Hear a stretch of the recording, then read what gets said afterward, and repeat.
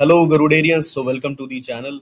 सो अभी तक आपने इस चैनल को सब्सक्राइब नहीं किया तो कर लीजिए, क्योंकि बुल्स की बहुत पिटाई हो रही है एंड ये समझना बहुत जरूरी है कि मार्केट के अंदर जो है माइक्रो स्टॉक्स क्या कर रहे हैं एंड ग्लोबल इफेक्ट क्या है।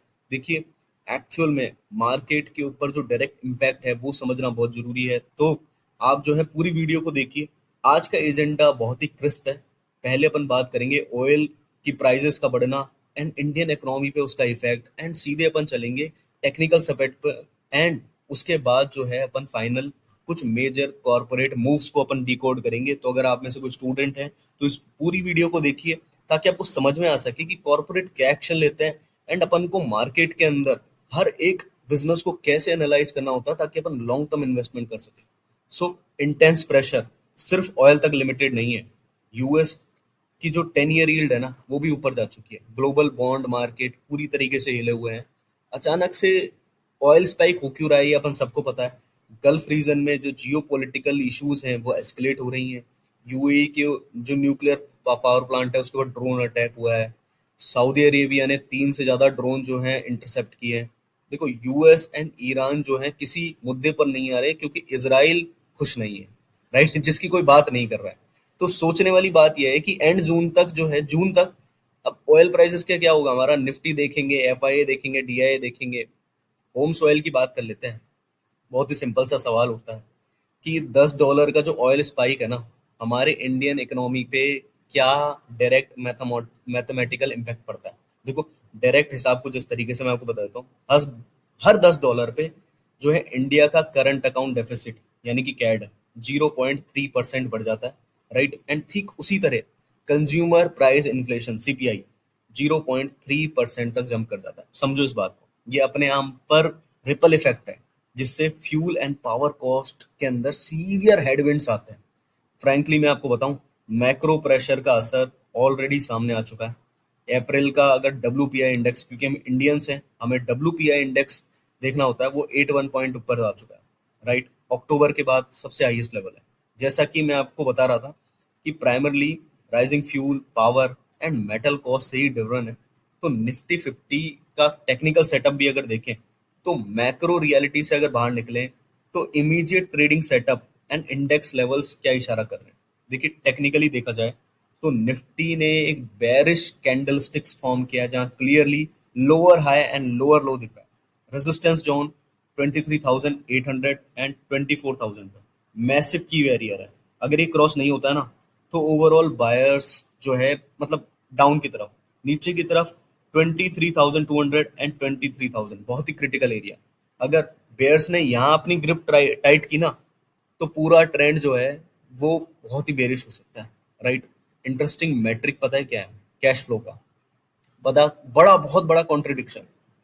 एफआईए की बात करें या फिर डीआई की बात करें, राइट, तो कंटिन्यू बाय कर रहे थे, मगर एफआईए अभी भी बाय कर रहा है, डीआई थोड़ी बहुत सेलिंग कर रहा है, प्रॉफिट बुकिंग कर रहा है। सबसे ज्यादा अलर्ट करने वाली बात पता है क्या है? इंडिया विक्स 18.79 पर है। मैं हमेशा जो है इंडिया विक्स के बारे में बताता हूँ, क्योंकि ये वॉलेटिलिटी का सिग्नल देता है। Q4 अर्निंग्स की बात कर लेते हैं, ब्रॉडर मार्केट को देख लेते हैं, एंड उसके बाद अब माइक्रो पे आ जाते हैं। इंडिविजुअल स्टॉक्स पर सबसे अच्छा जो है डिलीवरी पर नजर डालेंगे अपन। इनका जो रेवेन्यू है ना, लगभग 26.31% ईयर ऑन ईयर जंप होकर के 2,095 करोड़ रुपीज हो चुका है। देखिए, स्ट्रॉन्ग ग्रोथ नंबर्स है, क्योंकि उनका जो रैपिडली जो एक्सपेंडिशन है ना, वो बढ़ रहा है, राइट। अब डिलीवरी के केस में ना एक बड़ा इंटरेस्टिंग कॉन्ट्रास्ट भी है। एक तरफ तो प्रॉफिटेबिलिटी एकदम फ्लैट है। Q4 का प्रॉफिट जो है आफ्टर टैक्स जो मार्जिनली लो होकर 72 पॉइंट पर आ चुका है, राइट। दूसरी तरफ ऑपरेशनल स्केल माइंड ब्लोइंग है। देखो, समझो इस बात को, 1 बिलियन एक्सप्रेस शिपमेंट्स क्रॉस किए इन्होंने, राइट।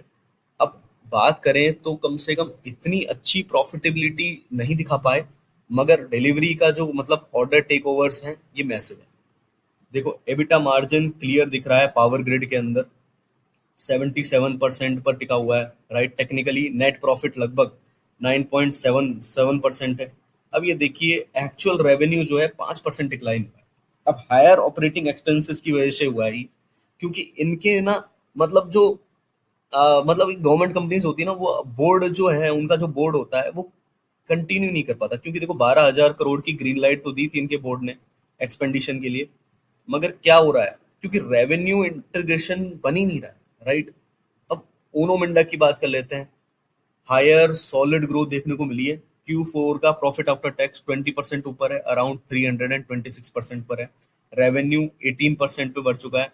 मतलब ये बहुत अच्छी ग्रोथ है, राइट? मैनेजमेंट का क्लियर ये कहना है कि ये सॉलिड परफॉर्मेंस है, जो value added features and core and emerging products के ऊपर है, राइट? क्योंकि वॉल्यूम्स बहुत अच्छा आ रहा है एंड इनका ये एग्रेसिव एक्सपेंशन है, सिर्फ नंबर्स पे नहीं है, ग्राउंड पे भी रिफ्लेक्ट हो रहा है।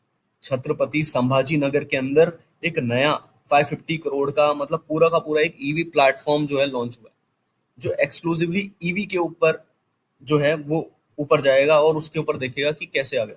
क्योंकि 400 करोड़ का, मतलब जो एक बड़ा जो है ऑर्डर इनको मिला है। इसके बाद टू व्हीलर ऑर्डर भी मिला है, राइट? मेजर कॉरपोरेट के अंदर टेलीकॉम फिनाले एक चल रहा है, राइट? वोडाफोन इंडिया के ऊपर आपको पता होगा। अब वोडाफोन आइडिया पे अपन फोकस क्यों कर रहे हैं, क्योंकि देखिए पेरेंट कंपनीज ने इन्वेस्टमेंट किया एंड 51,970 करोड़। ये कोई छोटा मोटा, मतलब छोटा मोटा कोई नंबर नहीं है, नेट प्रॉफिट है वोडाफोन आइडिया का, राइट? पिछले साल इसी क्वार्टर ने कंपनी के अंदर 7,166 करोड़ का मैसिव लॉस जो है दिखाया था। अब अचानक से इतना बड़ा profit, right? So big question is कि ये आखिर मैजिक हुआ कैसे? वेल, ये एक्चुअल ऑपरेशंस या बिजनेस कैश फ्लो के अंदर सडन सर्ज की बात नहीं है। जैसा कि मैं आपको बता रहा हूँ कि ये प्योर एक वन टाइम अकाउंटिंग गेम है, राइट? एक्चुअल में ये प्रॉफिट एडजस्टेड ग्रोथ है। एजीआर के एक वन टाइम रीअसेसमेंट की बात है, उसकी प्रेजेंट वैल्यू की रीअसेसमेंट की गई एंड उस पे जो है ये नंबर आया। रियलिटी ये कैश फ्लो नहीं है, ये बिजनेस नहीं है, राइट?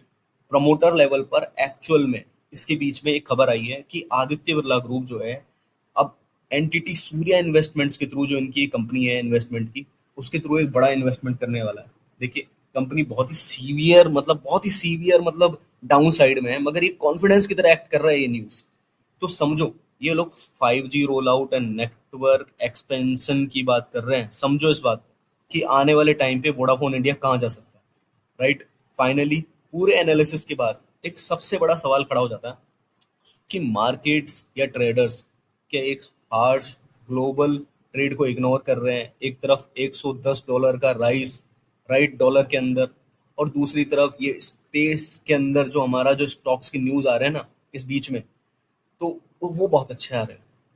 सक्सेसफुली नेगेटिव, मतलब नेगेटिव न्यूज पता है क्या है? कि मार्केट अच्छी न्यूज़ तो दे रहा है इंडियन मार्केट, क्या ऊपर ऐसे ही बढ़ता रहेगा, या फिर मतलब आने वाले टाइम के अंदर आपको एक मैसिव करेक्शन देखने को मिलेगा? देखिए इंडेक्स अभी भी डाउन है। अगर आप इन्वेस्टमेंट की सोच रहे हैं तो आप धीरे धीरे पार्ट वन पार्ट अभी इन्वेस्ट कर सकते हैं, क्योंकि ये जो टाइम होता है ना इन्वेस्टमेंट का, बहुत ही क्रूशियल होता है। अभी इन्वेस्ट नहीं करोगे तो कभी नहीं कर पाओगे। सो थोड़ा थोड़ा अमाउंट आप इन्वेस्ट करते रहिए। जैसे जैसे higher high and higher low बनेंगे, मैं आपको इंटीमेट करता जाऊंगा। मार्केट सिनेरियोस चेंज होते रहेंगे, उसी के साथ जो है आपका अमाउंट एंड आपका इन्वेस्टमेंट भी ग्रो करेगा। So thank you for watching the video. Subscribe कर लीजिए इस चैनल को, ताकि एवरी डे आपको खबर मिलती रहे मार्केट के अंदर क्या हो रहा है, उसको समझ सके, हर एक स्टॉक को, उसके बिजनेस को समझ सके एंड कितना आगे प्रॉफिट हो सकता है किस स्टॉक के अंदर वो समझ सके, ग्रोथ समझ सके एंड मार्केट को किस लेवल पे देखा जाता है वो समझ सके। एंड कुछ और भी स्टॉक्स हैं जिनकी इन्फॉर्मेशन मैं यहाँ छोड़ देता हूँ। Thank you for watching the video. इसी के साथ मैं आपको कहूंगा अलविदा। धर्मो रक्षति रक्षित है।